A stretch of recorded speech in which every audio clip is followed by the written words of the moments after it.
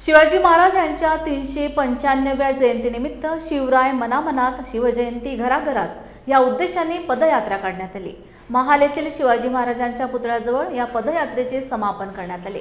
नागपूरचे पालकमंत्री चंद्रशेखर बावनकुळे, आमदार प्रवीण दटके, आमदार आशिष जयस्वाल, पोलीस आयुक्त रवींद्र सिंगल, जिल्हाधिकारी विपिन इटनकर आदी गणमान्य व्यक्ती या समापन सोहळ्यात उपस्थित होते। शिवाजी महाराज यांचा इतिहास घरोघरी पोहोचावा या उद्देशाने या पदयात्रेचे आयोजन करण्यात आले।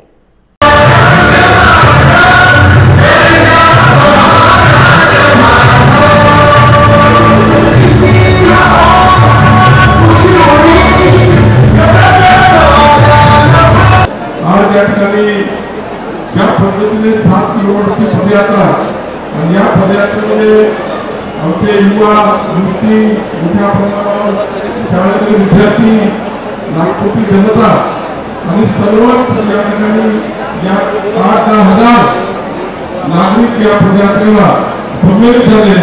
ही अत्यंत चांगली पदयात्रा आपल्या महानगरपालिकेच्या पुढाकाराने या ठिकाणी आयोजित केली।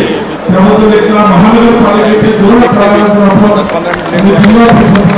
अभिनंदन करून ही मोठी पदयात्रा ही या ठिकाणी देशभरात पदयात्रेच्या नावाने या ठिकाणी आपण काढली। आपले जिल्हापती सुरेश यांनी या ठिकाणी आपण अभिनंदन करतो। खरं तर आज आपला सर्वांकरता ऊर्जामय दिवस आहे।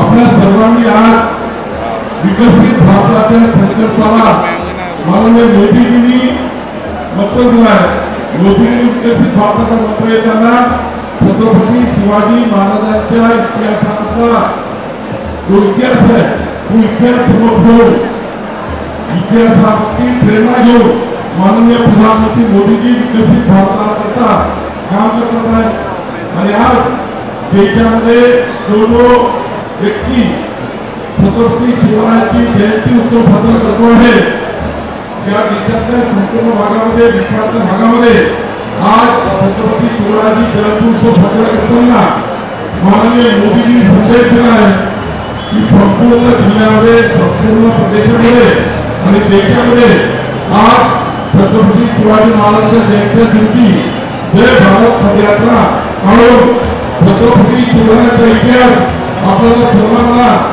ठेवत ठेवून येणारी जे पिढी आहे त्या पिढीला हा इतिहास आपण त्या इतिहासाची त्या इतिहासाला प्रत्येक घरापर्यंत पोहोचवून येणाऱ्या भारतीय विद्यार्थ्यांच्या मनात छत्रपती शिवरायांच्या इतिहासाची प्रेरणा तयार व्हावी।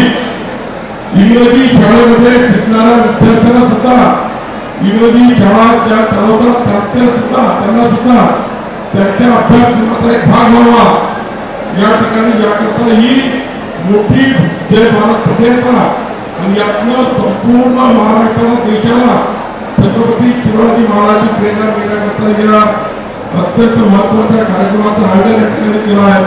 खरं तर नागपूरमध्ये ज्या ठिकाणी रघुजी राजे भोसले आणि आपण त्यांचा नतमस्तक होऊन सक्करदऱ्याच्या चौकातली यात्रा आपण काढली आणि खऱ्या अर्थानं आपल्याला माहिती आहे त्या भूमीवर आपण या ठिकाणी बसलो। ही रघुजी राजेची भूमी आहे, ही भूमी गोड राजापासूनची भूमी आहे।